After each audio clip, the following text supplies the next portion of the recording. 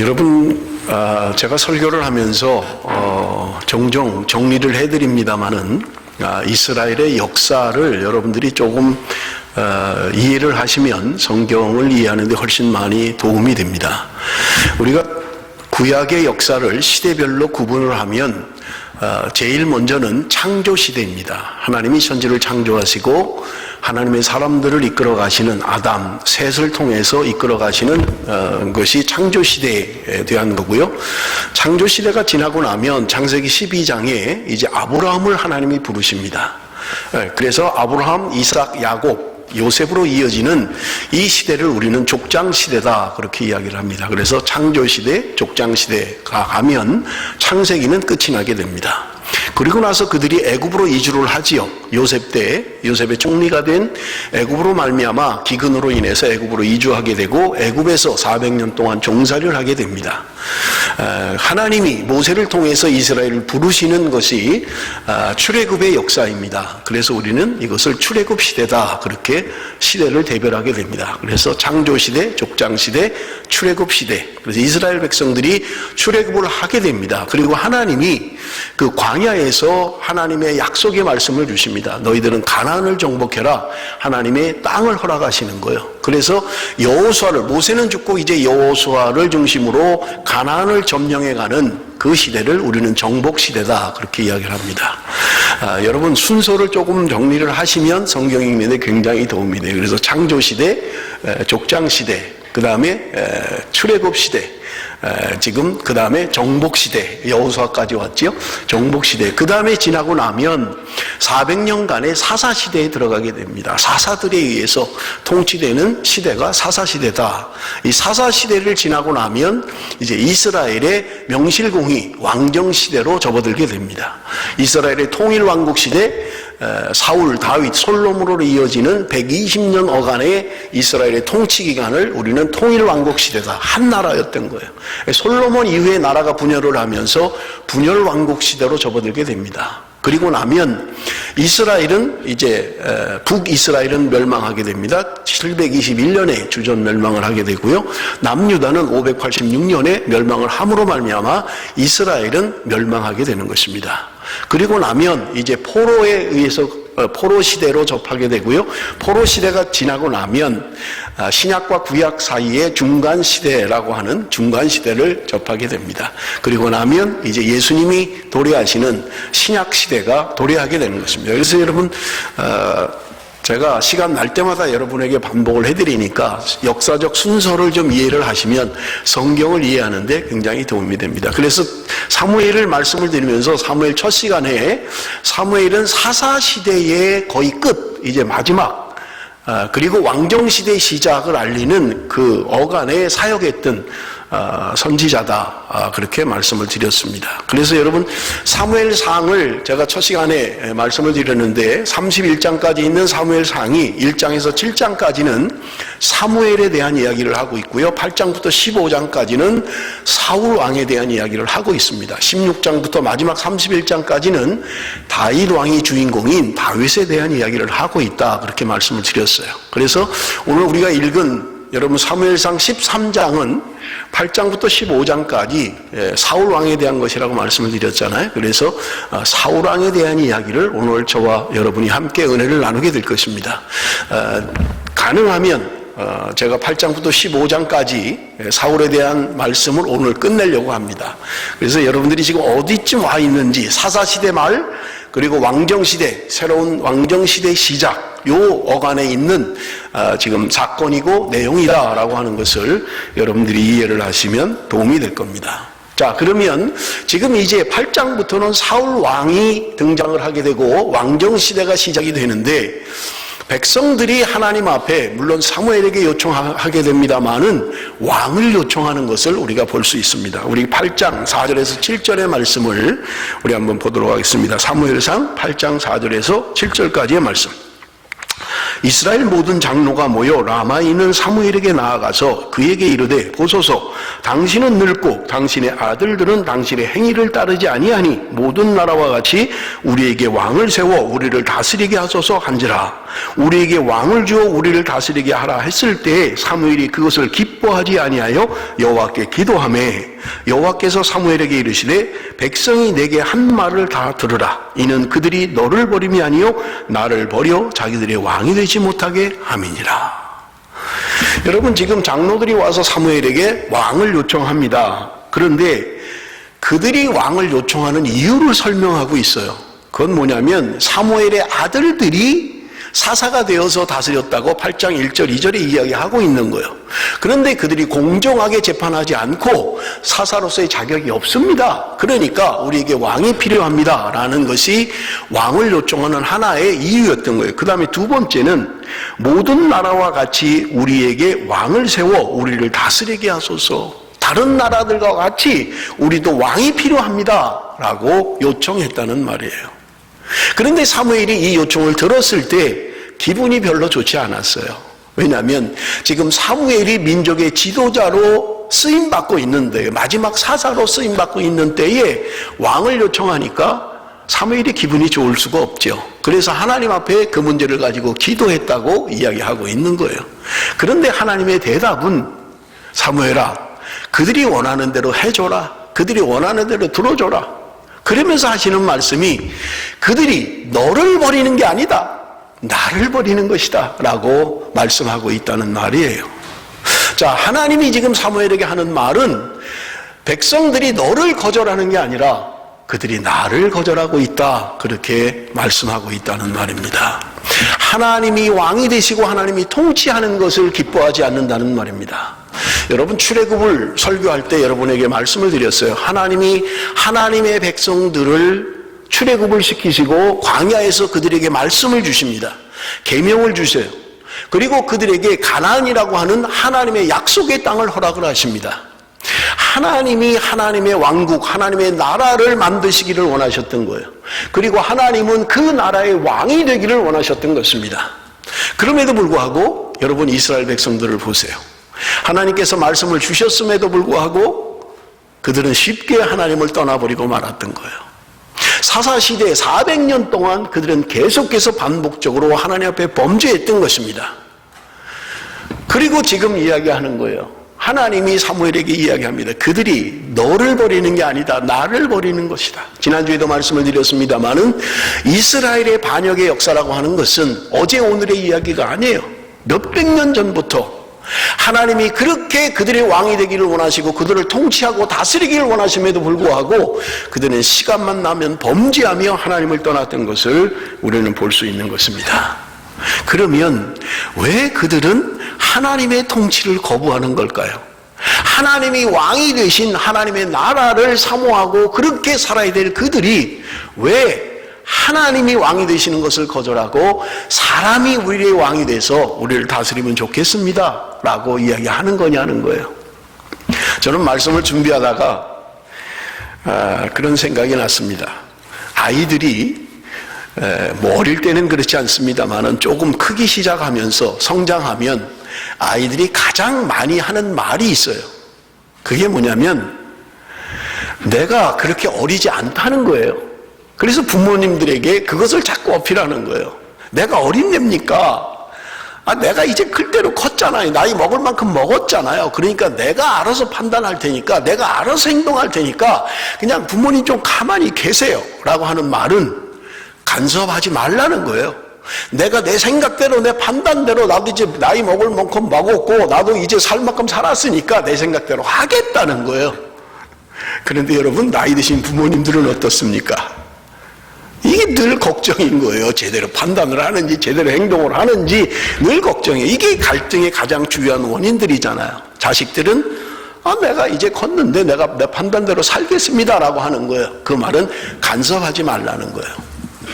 여러분, 왜 아이들이 그런 생각을 하느냐 하면, 여러분, 이 호주는 특별히 아이들이 나이가 어느 정도 되면, 독립할 수 있는 나이가 되면 정부에서 보조를 해줍니다.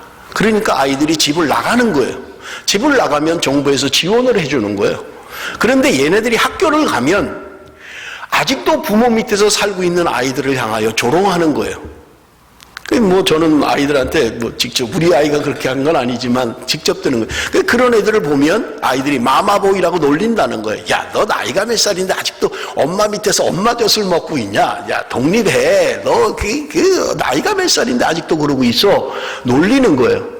그러니까 얘네들이 학교를 가면 그게 부담인 거예요. 집에 오면 부모가 뭐라고 얘기하는 게 그게 연상이 되는 거예요. 그러니까 내가 나이가 몇 살인데 자꾸 간섭해. 그냥 좀 놔둬. 라고 이야기하는 거라는 말이죠. 여러분, 이스라엘 백성들이 마치 하나님을 거절하는 이유는 이와 같은 거예요. 우리도 여기 이야기하는 것처럼 다른 나라들처럼 좀 왕을 갖고 좀 조직된 그런 군사력을 가지고 나라를 세우고 싶습니다. 그러니까 우리에게 왕을 주십시오라고 요청하는 거예요. 하나님이 통치하고 다스리는 것은 눈에 보이지 않아요. 하나님은 눈에 보이지 않으니까요. 그런데 눈에 보이는 실제적인 왕, 자신의 삶과 직결된 그 왕의 통치를 요청하고 있는 거예요. 하나님께서 사무엘에게 말씀하시잖아요. 그들이 만약에 왕을 세우면 어떤 일이 벌어질 것을 이야기를 했던 거예요. 그들이 너희들에게 세금을 거두게 될 것이고 너희 자녀들은 왕을 위해서 그렇게 섬겨야 되고 종노릇을 해야 될 것이다 라고 하는데도 이스라엘 백성들은 그래도 좋습니다. 우리가 왕이 좀 있으면 좋겠습니다 라고 요청하고 있다는 것입니다. 여러분, 이것은요 결국은 주도권의 싸움이에요. 내 인생의 주인이 누구냐라고 하는 질문인 거예요. 나는 내 인생의 주인이 내가 되고 싶은 거예요. 내 뜻대로 내 생각대로 간섭받지 않고 내가 좀 하고 싶은 거예요. 하나님은 오늘 우리에게 말씀하십니다. 내가 너희들의 왕이고 네 인생의 주도권은 내가 가지고 있다. 이게 로드십이잖아요. 예수 그리스도가 나의 주가 되신 주재권이에요. 예수님이 나의 주인입니다. 하나님이 나의 왕이십니다 라는 것과 내가 내 인생의 주인입니다 라는 것과의 싸움, 우리 안에 일어나고 있는 주도권의 싸움인 거예요. 우리도 여전히 계속해서 반복적으로 나는 내 인생의 주인이 내가 되고 싶은 거예요. 내 뜻대로 살고 싶은 거고요. 내 마음대로 좀 해보고 싶은 거고요. 여러분, 그것을 오늘도 우리는 우리의 삶 가운데 증명해 가고 있는 것입니다. 그런데 성경은 이야기해요. 그것이 하나님 앞에 죄라는 것을 지적하고 있는 것입니다. 사무엘상 12장 12절 우리 한번 같이 읽어봅니다. 12장 12절 다 같이 시작.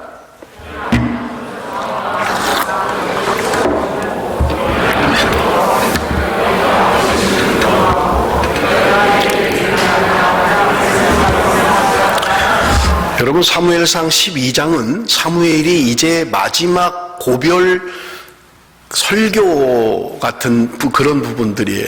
사무엘이 이제 은퇴하기 전에 마지막 이스라엘 백성들에게 교훈하는 말씀입니다. 그런데 여기 보면 여호와께서는 너희의 왕이 되심에도 불구하고 너희가 내게 이르기를 아니라 우리를 다스리는 왕이 있어야 하겠다 하였도다. 너희들이 하나님이 왕이심에도 불구하고 우리에게는 왕이 필요합니다. 사람이 통치하고 다스리는 왕이 필요하다고 너희들이 이야기했다는 거예요. 그런데 사무엘은 지금 그들의 생각이 얼마나 잘못된 것이고 하나님 앞에 범죄이고 그것이 하나님께 죄악인 것을 설명하고 있는 거예요. 그래서 사무엘상 12장 17절에 보면 오늘은 밀베는 때가 아니냐 내가 여호와께 아뢰리니 여호와께서 우레와 비를 보내사 너희가 왕을 구한 일 곧 여호와의 목전에서 범한 죄악이 금을 너희에게 밝게 알게 하시리라. 여기 보면 오늘은 밀베는 때가 아니냐 추수 때라는 거예요. 이때는 비가 오지 않는 때예요. 그런데 지금 우레와 비를 하나님이 내보내서 초자연적인 사건으로 말미암아 하나님의 왕되심을 보여주시겠다는 거예요. 이것 때문에 그들이 하나님 앞에 두려워하고 성경은 보니까 그들이 사무엘과 하나님을 두려워했다. 성경은 그렇게 이야기하고 있는 것입니다. 그러면서 그들의 고백이 무엇입니까? 사무엘상 12장 19절의 말씀입니다. 우리 한번 같이 읽어보겠습니다. 시작. 모든 백성이 사무엘에게 이르되 당신의 종들을 위하여 당신의 하나님 여호와께 기도하여 우리가 죽지 않게 하소서. 우리가 우리의 모든 죄에 왕을 구하는 악을 더하였나이다. 그들이 하나님의 기적적인 사건으로 말미암아서 우레와 비를 발하는 것을 보면서 그들이 하나님 앞에 회개하는 거예요. 우리가 모든 죄에 왕을 요구하는 그 죄를 더했습니다 라고 그들은 고백하고 있는 거예요.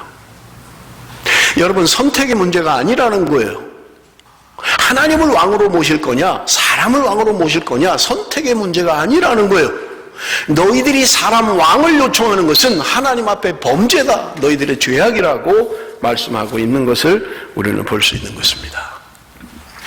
여러분, 사무엘상 9장에 가면, 좀 뒤로 12장에서 9장으로 다시 돌아가면 사울이 왕이 되는 그런 장면이 기록되어져 있습니다. 여러분, 사무엘상 9장에 보면 사울의 아버지 기스라고 하는 사람이 암나귀를 잃어버린 거예요. 암나귀들을 잃어버렸어요. 그래서 자기 아들 사울에게 가서 잃어버린 암나귀를 좀 찾아와라, 그렇게 요청했던 거예요. 그래서 사울이 지금 자기 사환을 데리고 잃어버린 암나귀를 찾아 헤매게 됩니다. 며칠인지는 모르겠습니다만은 여기저기 찾아봐도 암나귀를 발견하지 못한 거예요. 그러니까 사울이 자기 사환에게 이야기합니다. 이제 우리 돌아가자, 집으로 가자. 우리 아버지가 지금 잃어버린 암나귀가 걱정이 아니라 우리가 돌아오지 않는 게 더 걱정하실 거다. 그러니까 그냥 돌아가자라고 이야기할 때 사환이 이야기를 합니다. 그러지 말고 이 근처에 선지자가 있으니까 우리가 선지자에게 가서 한번 좀 물어봅시다, 그렇게 이야기를 해요. 그러니까 사울이 대답합니다. 야, 지금 우리가 며칠 동안 지금 가져온 양식은 다 떨어지고 지금 먹을 것도 없는데 어떻게 선지자에게 빈손으로 갈 수 있느냐, 뭔가 예물을 좀 드려야 되는데 아무것도 없지 않느냐. 그때 사원이 이야기합니다. 내게 준비된 조금 그 예물이 있습니다. 그러니까 그걸 가지고 갑시다. 그래서 사울이 결정적으로 사무엘을 만나게 되는 것이 사무엘상 9장에 기록되어 있는 거예요. 그때 사무엘이 사울에게 기름을 붓고 이스라엘의 왕으로 삼는 것입니다. 여러분 보세요. 우리는 일어나는 일들 가운데 우연이라고 생각을 합니다. 낙이 잊어버린 거예요. 그리고 찾으러 가다가 우연히 선지자를 만난 거예요. 여러분, 우리가 일어나는 일들, 삶의 정황들을 우리는 우연이라고 이야기합니다. 그런데 여러분, 성경을 보면 하나님께서 사무엘에게 사울을 만나기 하룻밤 전에 사무엘에게 말씀을 하시는 거예요. 내일 너를 찾아오는 사람이 있을 것이다. 그를 기름을 부어서 왕을 삼으라. 하나님이 사무엘에게 하루 전날 얘기하셨던 거예요. 그냥 우연히 일어나는 일이 아니라는 거예요. 그냥 우연히 남나귀를 잃어버리고 그냥 우연히 지나가다가 선지자를 만난 게 아니라 하나님의 놀라운 계획과 경륜 속에 하나님은 그런 계획을 통해서 사무엘과 사울을 만나게 하시고 이스라엘의 초대 왕으로 사울을 세우시는 것을 우리는 볼 수 있는 것입니다. 사랑하는 성도 여러분, 우리가 살아가면서 일어나는 일들은 우연히 일어나는 일들이 아니라는 것입니다. 하나님의 계획과 경륜 안에 하나님께서 준비하시고 예비하시고 하나님께서 인도하시는 삶 가운데 우리의 삶이 일어나는 것을 우리에게 분명하게 말씀하고 있는 것입니다. 여러분, 오늘 우리가 읽었던 사무엘상 13장 1절을 한번 같이 읽어보겠습니다. 1절 말씀 다 같이 읽습니다. 시작. 사울이 왕이 될 때에 40세라. 그가 이스라엘을 다스린 지 2년에. 여기 보면 사울의 나이가 기록되어져 있고요. 왕이 된 지 2년 되었다, 그렇게 말씀하고 있어요. 그런데 사울 왕이 될 때가 40세였다 성경에 기록되어 있습니다만은 영어 성경을 가지고 계신 분들은 영어 성경을 보면 조금 의아해할 거예요. 왜냐하면 영어 성경에는 사울의 나이를 30세라고 이야기하고 있기 때문에 그렇습니다. 저기 지금 영어가 NIV 같은데 잘 안 보이실지 모르겠습니다만은 영어 성경에는 사울의 나이를 30세라고 이야기를 하고 있어요. 자, 그러면 40세가 맞는 거냐 30세가 맞는 거냐 그럴 수 있을 거예요. 왜 영어 성경에는 30세라고 돼 있는데 한글 성경은 40세라고 돼 있을까? 의아해할 수 있을 것입니다. 그것은요, 여러분, 킹 제임스 버전은 사울의 나이를 이야기하면서 그냥 1 year라고 성경에 기록하고 있어요. 그런데 RSV라고 하는 이 영어 번역본은 나이를 말하고 있지 않나요? 사울의 나이는 건너뛰어서 세라, 이렇게 돼 있어요. 몇 세라는 말을 하고 있지 않아요. 그럼 이상하잖아요. 왜 지금 사울의 나이를 이렇게 다르게 이야기할까? 여러분, 원어 성경에는, 히브리 성경에는 사울의 나이가 기록되어져 있지 않기 때문에 그렇습니다. 원어 성경에는 사울의 나이를 말하고 있지 않아요. 사울이 왕이 될 때 땡땡 세라. 몰라요. 몇 세라고 말하고 있지 않은 거예요. 그러면 왜 영어 성경은 30세라고 번역을 했을까라고 하는 것입니다. 여러분, 제가 성경의 번역을 이야기하면서 히브리 성경이 구약 성경의 원래 말로 쓰여진 거라 그랬잖아요. 그런데 이 히브리어를 최초 번역한 성경이 히브리어를 헬라어로 번역한 70인역이라고 말씀을 드렸어요.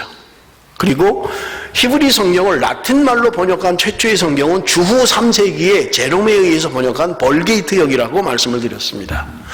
최초로 번역한 히브리 성경을 헬라어 성경으로 번역했던 70인역 가운데 어떤 성경들에는 사울의 나이를 30세로 번역을 했던 거예요.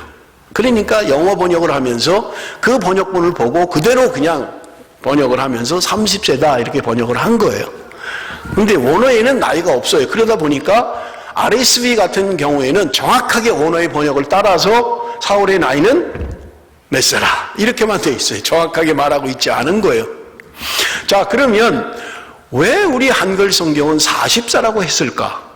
그러면 그냥 거기 사본들 30세라고 한 사본들이 있으면 그것대로 그냥 30세라고 하면 되는데 왜 다르게 또 40세라고 이야기를 할까 하는 것은 그 다음 2절 말씀 때문에 그래요. 2절 말씀. 여러분 2절 말씀을 보세요. 13장 2절. 이스라엘 사람 3,000명을 택하여 그 중에 2,000명을 자기와 함께 믹마스와 베델산에 있게 하고 1,000명은 요나단과 함께 베냐민 기브아에 있게 하고 남은 백성은 각기 장막으로 보내니라. 지금 사울이 자기의 이제 조직된 군대를 처음으로 갖기 시작하는 거예요. 그런데 3,000명을 그 중에서 뽑았다고 이야기해요. 그런데 2,000명은 자기 수하에 두고 1,000명은 자기 아들인 요나단의 수하에 뒀다는 거예요. 자, 그럼 보세요. 만일에 사울의 나이가 30세라면 지금 요나단이 지금 1,000명의 군대를 장악하고 지휘하는 지휘관이 됐다는 이야기인데 그러면 도대체 몇 살에 낳길래 요나단이 병력을 통솔할 수 있는 나이가 되느냐는 거예요. 만약에 30세라면 사울이 몇 살에 결혼했다는 말은 없지만 우리가 그냥 통상적으로 20세 정도면 남자가 뭐 결혼할 수 있고 아이를 낳을 수 있는 나이라고 보면 요나단의 나이는 10살밖에는 되지 않습니다. 그러면 10살 먹은 어린아이가 1,000명의 군대를 조직하고 통솔할 수 있는 것은 불가능한 거예요. 그렇잖아요. 그러니까 한글 성경은 원어의 성경에는 나이가 없지만 40세쯤 되지 않았을까. 그러면 20세에 결혼하고 요나단도 20세가 되면 그 정도면 뭐 능력에 따라서 군대를 지휘할 만한 충분한 나이가 된다라고 생각했기 때문에 한글 성경에는 사울의 나이를 40세다 이렇게 했던 거예요. 그러나 원어의 성경에는 정확하게는 사울의 나이를 기록하고 있지 않습니다. 몇 살인지 몰라요. 그렇기 때문에 이건 중요하진 않아요. 그런데 여러분들이 혹시 영어 성경을 보다가 아니 영어 성경은 30세라고 되는데 왜 한글 성경은 40세지? 라고 의문을 가질까 봐 여러분에게 말씀을 드립니다마는 그것은 중요한 문제는 아니라는 거예요. 그래서 말씀을 드리는 거예요. 원어 성경에는 사울의 나이를 기록하고 있지 않다는 거예요. 그런데 사울 왕이 이제 이스라엘의 명실상부한 초대 왕으로 활동하기 시작한 아주 초기 2년째 됐을 때에 오늘 본문이 사건을 기록하고 있는 것을 우리는 볼 수 있는 것입니다. 여러분 5절 말씀을 한번 같이 읽겠습니다. 13장 5절 말씀 다 같이 읽습니다. 시작.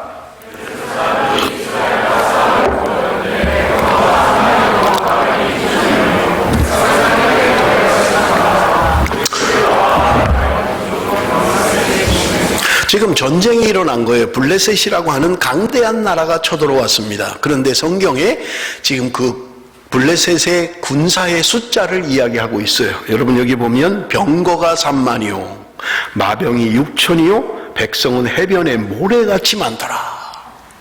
지금 이스라엘을 향하여 공격해온 블레셋이라고 하는 이 군대는 엄청난 군대입니다. 여러분 여기 병거가 3만이다 라고 하는 것은요, 여러분 그 쉽게 이런 데 보면 재래식 전쟁 가운데 그 마차들이 있잖아요. 말들이 이끄는 그 병거, 그 바퀴 옆에는 막 쇠가 달려가지고 지나가면 그냥 막 다 부시고 막 하는 아주 무시무시한, 여러분 오늘 현대 병기로 이야기한다면 병거가 지금 3만이다 라고 하는 것은 여러분 전차 부대가 3만 대를 가지고 있다라고 하는 것과 거의 비슷한 거예요. 더군다나 마병이 6천이다 라고 하는 것은 말을 타고 싸움을 하는 기병대를 이야기하는 것입니다. 뭐 지금으로 우리가 이야기한다면 기동 타격대 같은 거예요.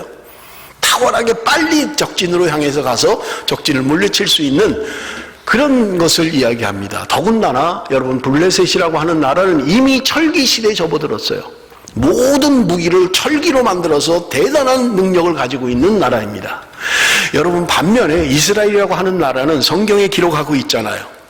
3,000명을 모집했는데 그 중에 600명밖에 안 남았어요. 다 도망가 버리고 만 거예요.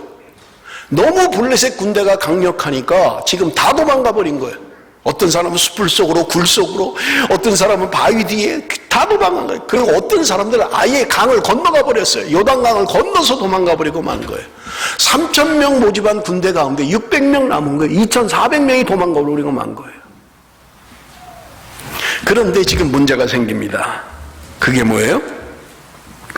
하나님 앞에 예배하고 하나님 앞에 제사를 드리고 전쟁에 나가야 되는데 사무엘이 오지 않는 거예요.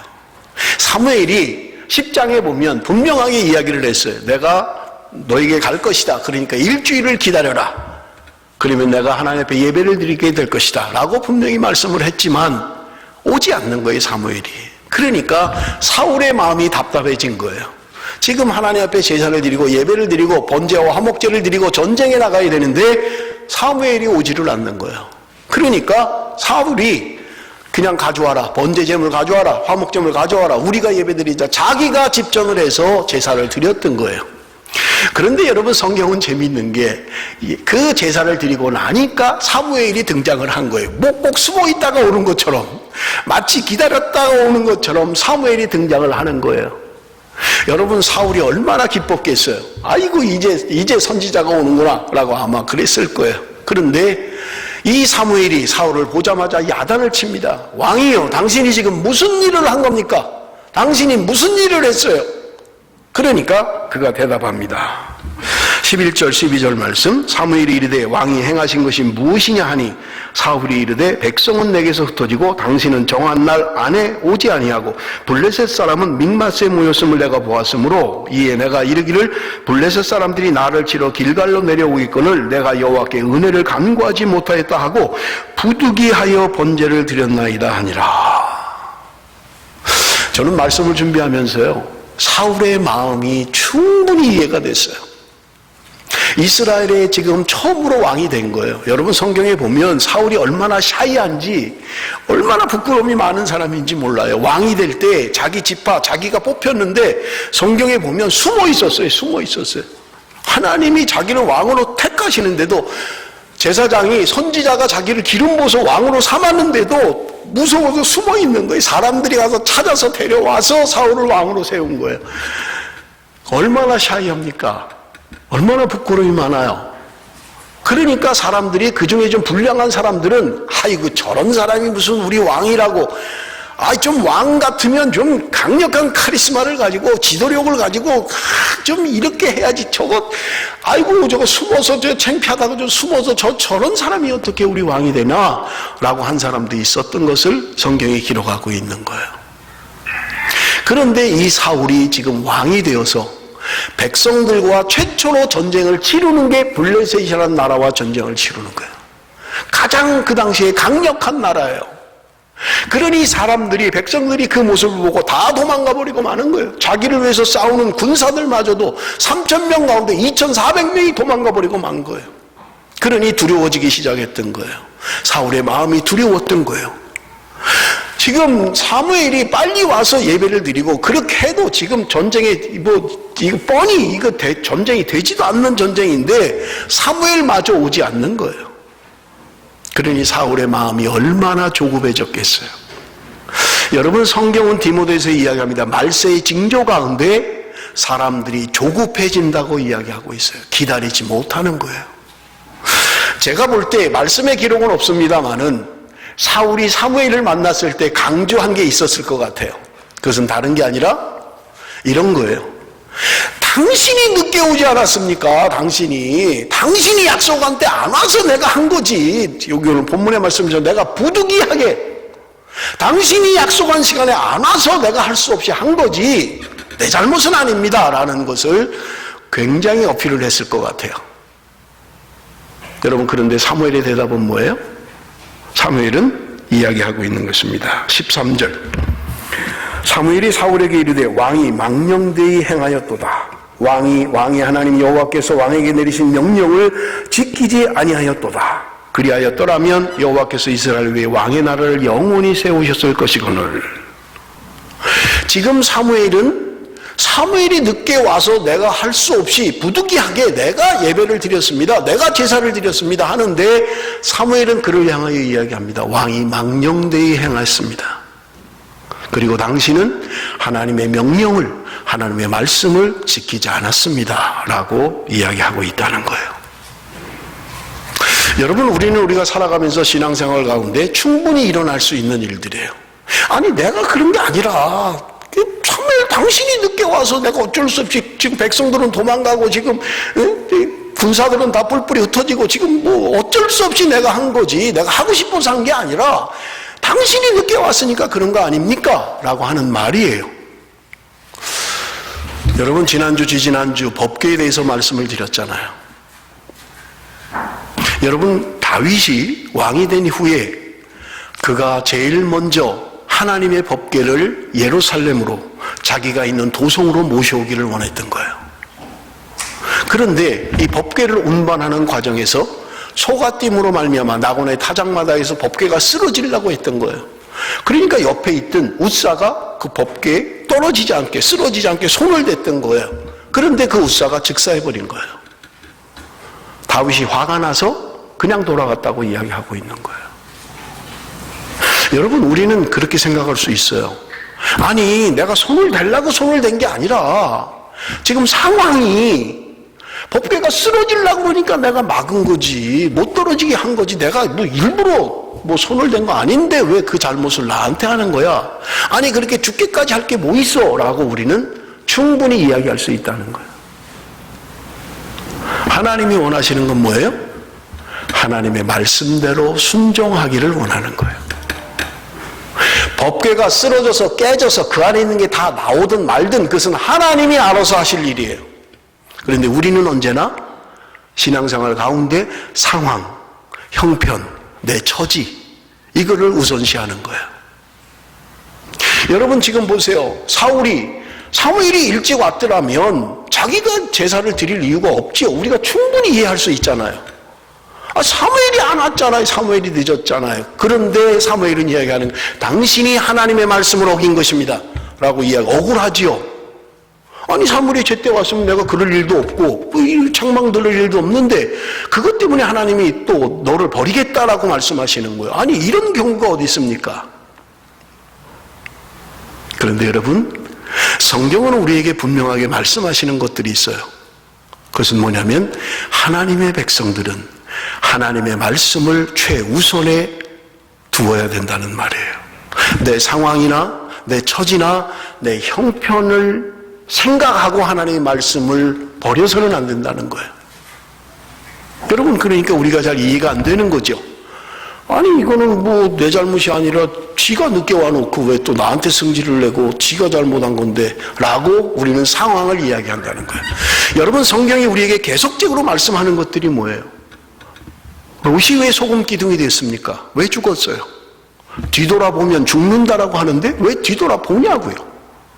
법궤를 말씀을 드렸잖아요. 법궤가 이스라엘 진영으로 돌아왔을 때, 벳세메스로 돌아왔을 때 사람들이 5만 70명 아니면 적어도 70명이 죽었어요. 그거 뒤돌아보면 죽는다는데 왜 보냐고요. 뒤돌아보면 죽는다는데 왜 뒤돌아봐요. 만지면 죽는다는데 왜 만져요. 하지 말라 그러면 안 하면 되는데 왜 하냐고요. 이게 하나님의 말씀이 언제나 우리의 신앙과 갈등을 빚는 부분인 거예요. 하나님이 오늘 우리에게 원하는 건 뭐예요? 절대 순종을 원하시는 거예요. 상황에 따라서, 형편에 따라서 그렇게 내가 임의로 하나님의 말씀을 변개하고 내 임의로 상황에 따라서 하나님의 말씀을 그릇 해석하면 안 된다고 우리에게 분명하게 말씀하고 있는 것입니다. 여러분, 우리가 사무엘서를 보면 우리가 읽지 않았습니다만은 15장에 가면 아말렉이라고 하는 나라와 전쟁을 치르는 장면이 기록되어 있습니다. 거기 보면 15장 3절에 하나님께서 분명히 말씀하는 게 있어요. 그건 뭐냐면 15장 3절, 지금 가서 아말렉을 쳐서 그들의 모든 소유를 남기지 말고 진멸하되 남녀와 소아와 젖 먹는 아이와 우양과 낙타와 나귀를 죽이라 하셨나이다 하니, 하나님이 아말렉과의 전쟁 가운데 다 진멸하라는 거예요. 짐승까지도 다 죽이라는 거예요. 나이가 많은 사람이든 아이든 어린아이든 다 죽이라는 거예요. 그런데 그 전쟁에 나가서 이스라엘이 승리를 합니다. 사울의 부대가 이겨요. 그런데 여러분, 문제는 다 죽이지 않았다는 거예요. 거기에 튼실한 거, 좋은 것들 안 죽인 거예요. 그러니까 사무엘이 와서 지금 책망하는 거예요. 당신이 왜 하나님 말씀대로 다 죽이라고 하는데 죽이지 않았습니까? 라고 이야기하는 거예요. 그러니까 사무엘이 대답합니다. 아니, 그게 아니고요. 백성들이 하나님 앞에 예배를 드리기 위해서, 제사를 드리기 위해서, 그런 제물을 하기 위해서 우리가 다 죽이지 않은 것입니다. 예배를 핑계로 삼습니다.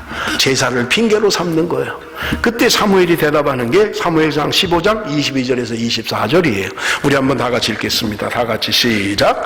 사무엘이 이르되 여호와께서 번제와 다른 제사를 그의 목소리를 청종하는 것을 좋아하심같이 좋아하시겠나이까? 순종이 제사보다 낫고 듣는 것이 순양의 기름보다 나으니, 이는 거역하는 것은 점치는 죄와 같고 완고한 것은 사신 우상에게 절하는 죄와 같음이라. 왕이 여호와의 말씀을 버렸으므로 여호와께서도 왕을 버려 왕이 되지 못하게 하셨나이다 하니, 사울이 사무엘에게 이르되 내가 범죄하였나이다. 내가 여호와의 명령과 당신의 말씀을 어긴 것은 내가 백성을 두려워하여 그들의 말을 청종하였음이니이다. 예배를 드리기 위해서 다 죽이지 않았습니다. 그럴듯해요. 이유가 될 만해요. 그래서 우리가 유명한 이 말씀이 있는 거예요. 순종이 제사보다 낫다라고 하는 것입니다. 당신이 하나님 앞에 영광이 되기를 원합니다. 내가 제사하고 예배를 드리기를 원합니다. 그 목적 때문에 하나님의 말씀을 조금 안 한 것뿐입니다 라고 하는 거예요. 그런데 하나님은 순종이 제사보다 낫습니다. 당신이 드리는 예배보다 더 중요한 것은 당신의 삶 가운데 하나님의 말씀대로 순종하는 것입니다 라고 하는 것을 이야기하고 있는 것입니다. 그래서 지금 이야기합니다. 하나님이 당신도 버렸습니다. 그때 사무엘이 고백하는데 뭐라고 고백을 해요? 마지막 24절에 보니까 내가 여호와의 명령과 당신의 말씀을 어긴 것은 내가 백성을 두려워하여 그들의 말을 청종하였습니다. 백성을 두려워했다는 거예요.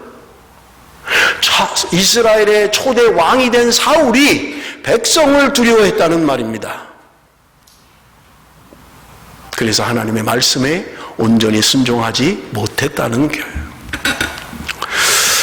여러분, 우리 한국의 역대 왕들, 역대 대통령들이, 저는 대통령을 해보지 않아서 정확하게 모르겠습니다만은 대통령이 되면 관심을 갖는 게 있어요.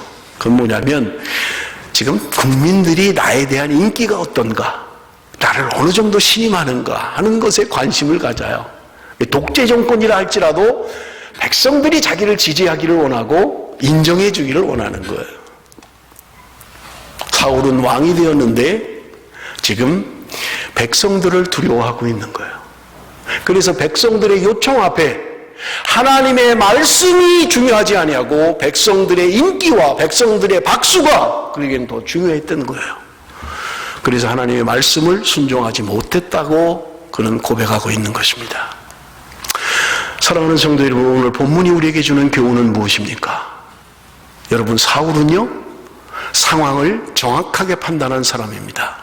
블레셋과의 전쟁 가운데 그는 상황을 너무나 잘 파악했어요. 백성들은 도망가고 있고요, 군사들은 다 도망갔고요, 없어요. 싸울 만한 힘이 없어요. 그런데 그는 잊어버린 것이 하나 있습니다. 여러분, 이스라엘의 전쟁사는, 사사시대부터 전쟁사는 하나님의 전쟁이었습니다. 블레셋과 싸우든 암몬과 싸우든 아말렉과 싸우든 하나님이 전쟁에 승리케 하셨다는 거예요. 하나님이 하나님의 방법으로 승리케 하셨어요. 지난주에도 말씀을 드렸습니다마는 이스라엘 백성들이 블레셋과의 전쟁에서 승리했던 것은 그들이 회개하고 돌아올 때 하나님이 하나님의 방법으로 그 강력한 블레셋 군대를 우레를 발해서 하나님이 그들을 진멸하셨다고 성경은 말씀하고 있는 거예요. 아니 무슨 전쟁이 손을 들면 이기고 무슨 전쟁이 손을 내리면 집니까? 이런 무슨 전쟁이 있어요? 무슨 한 바퀴씩 하루 돌고 일주일에 7바퀴 돌면 그 여리고성이 무너져요. 뭐 이런 전술이 있고 이런 전쟁이 있느냐 하는 거예요. 하나님이 성경 말씀을 통해서 우리에게 분명하게 보여주고 너희들이 깨닫기를 원하는 게 뭐냐? 너희들이 싸우는 게 아니다. 내가 싸울 것이다. 승리케 하는 것은 너희들의 전술이나 병력이나 너희들의 용맹이 너희들을 승리케 하는 것이 아니라 여호와의 손이 하나님의 능력이 너희들을 승리케 하는 것이다. 사울은 그것을 잊어버렸던 거예요.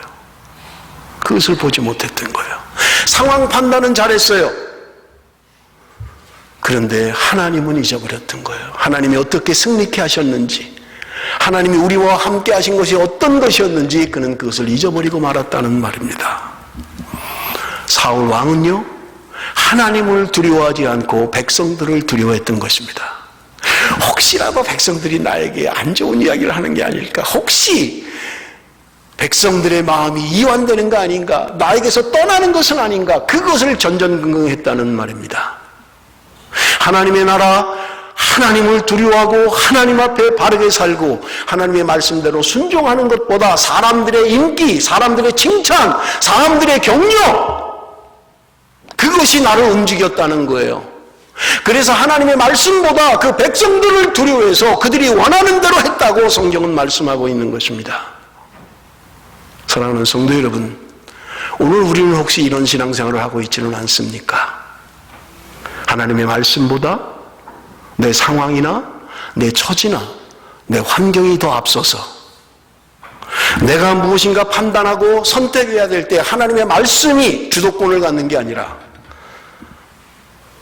나의 상황, 나의 형편, 나의 처지가 주도권을 갖고 있지는 않느냐 하는 것입니다. 하나님 오늘도 하나님의 백성들이 바른 예배를 드리기를 원하는 것입니다. 로마서 12장에 보면 여러분 예배의 방법에 대하여 이야기합니다. 너희 몸을 거룩한 산제사로 드리라. 이는 하나님이 받으실 영적인 예배라고 우리에게 분명하게 말씀하고 있는 거예요. 하나님은 우리의 제사를 여부를 말씀하고 있는 게 아니에요. 하나님의 백성들이 삶을 통하여 온전히 순종하는 삶을 원하시는 것입니다. 일주일 동안 자기 뜻대로 자기 마음대로 세상에서 자기 뜻대로 살다가 주일날 한번 예배 와서 하나님 제가 여기 있습니다. 제게 응답하소서. 하나님 제가 기도합니다. 제 기도를 들어주십시오. 여러분 이것을 지금 사무엘은 이야기하는 거예요. 너희들이 망령되이 행하고 있다는 거예요. 너희들이 하나님 앞에 망령된 예배를 드리고 있다. 너희들이 일주일의 삶 가운데 하나님을 인정하고 하나님을 왕으로 모시고 예수 그리스도 그분의 주재권 앞에 복종하며 그렇게 사는 순종의 삶을 살지 아니하고 내 멋대로 내 뜻대로 내 생각대로 살다가 주일을 한번 나와서 주님 제가 여기 왔습니다. 제 기도를 응답해 주십시오. 하나님 내 소원을 들어주십시오. 하나님은 망령되이 생각하고 있다는 거예요. 그래서 오늘 동일하게 저와 여러분에게 하시는 말씀이 무엇입니까? 순종이 제사보다 낫다. 너희들이 드리는 예배보다 더 중요한 것은 너희들의 삶 가운데 하나님을 인정하고 하나님 중심에 예수 그리스도를 주로 모시고 사는 삶을, 하나님을 왕으로 모신 삶을 살라고 말씀하고 있는 것입니다. 한 가지 말씀만 드리고 말씀을 맺겠습니다. 한국에 제가 어느 날 가니까 뭐 1000번째 뭐 붙여놨더라고요. 프랭카드를 하고 저희 어머님이 권사님이었는데 이 성경책을 보니까 뭐 봉투가 깔끔 들어있어요. 이게 뭐야 엄마 그랬더니 1000번째 예물이라는 거예요. 그래서 아마 이제 목사님이 그랬든지 했겠죠. 모일 때마다 예배를 드릴 때마다 번제를 드리십시오. 솔로몬이 1000번제를 드리고 하나님의 응답을 받았습니다. 그래서 부귀영화를 누리고 하나님의 응답을 받았습니다. 그러므로 여러분 정성을 다해서 1000번제를 드리면 하나님이 응답하실 것입니다. 여러분들 해보신 분이 있는지 모르겠어요. 그러니까 이 노인네가 또 주의 종이 그렇게 말을 하니까 순종해야 되니까 그냥 시간 드려야 되는데 봉투를 열어봤어요. 보니까 1000원짜리 한 장 들어있는 거예요. 10,000원씩 드리면 한국에는 일주일에 10번 예배 드리잖아요. 새벽 예배 7번, 주일 낮, 주일 저녁, 수요일 10번 예배를 드렸는데 10,000원씩 넣으면 일주일에 10만 원을 헌금해야 되는 거예요. 그러니까 1,000원짜리 넣어가지고 그냥 시간 드리는 거예요. 정성을 다해서. 그럼 하나님이 응답하십니까? 저는 그렇게 생각하지 않아요. 여러분, 기독교의 미신일 수 있어요. 우리의 삶이 하나님 앞에 돌이키는 삶이 없이 하나님 앞에 나와서 군중이 100만이 200만이 모여서 부르짖는다 할지라도 하나님의 영광이 그 가운데 함께한다는 보장이 없어요. 내가 1000번제를 드리지 못한다 할지라도 내 삶 가운데 하나님을 왕으로 모시는 예수 그리스도를 주로 모시는 삶을 살 수만 있다면 1000번제 아니라 한 번 예배를 드려도 하나님은 응답하시고 하나님은 역사하시는 분인 줄로 믿습니다. 기독교 미신이에요. 마음을 다해야만 합니다. 하나님은 속지 않습니다. 하나님은 우리의 삶을 분명하게 보고 계시는 분이에요. 우리의 삶 가운데 하나님을 왕으로 모시는 삶에 돌이킴 없이 그저 하나님 앞에 나와서 부르짖고 때를 쓴다고 해서 하나님이 응답하시는 거 아니라는 말입니다. 말씀에 순종하는 삶. 여러분, 힘이 들어도 이 땅에서 조롱을 받아도 하나님의 백성은 하나님을 왕으로 모신 삶을 살아야 되고 그것이 우리 삶 가운데 하나님의 방법으로 드러나야만 하는 것입니다. 상황에 따라서 하나님의 말씀을 변개하고 내 생각대로 하나님 앞에 예배하는 것은 바른 예배가 아니라는 말. 하나님 앞에 두려운 마음으로 여러분 하나님이 나의 왕이 되시도록 나의 삶 가운데 그분을 인정해야만 합니다. 주님이 주가 되시도록 하나님이 왕이 되시도록 우리의 삶을 돌이킵시다. 그럴 때 하나님께서 우리의 삶 가운데 역사하시고 하나님의 살아계심을 분명하게 우리 삶 가운데 증거할 것입니다. 그러므로 말미암아 하나님의 살아계심을 날마다 삶 가운데 체험하며 하나님의 능력 가운데 살아가는 저와 여러분이 되시기를 바랍니다. 기도하겠습니다.